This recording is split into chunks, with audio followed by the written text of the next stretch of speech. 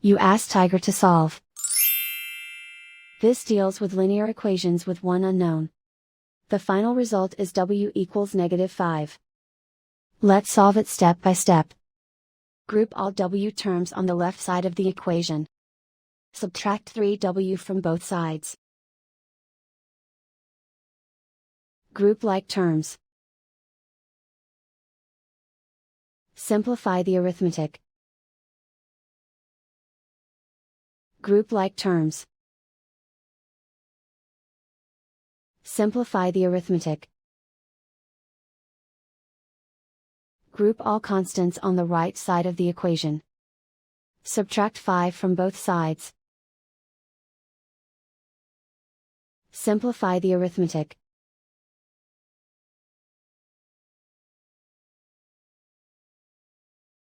Isolate the w.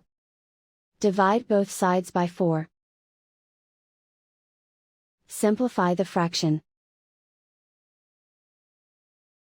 Find the greatest common factor of the numerator and denominator. Factor out and cancel the greatest common factor. And so the final result is w equals -5.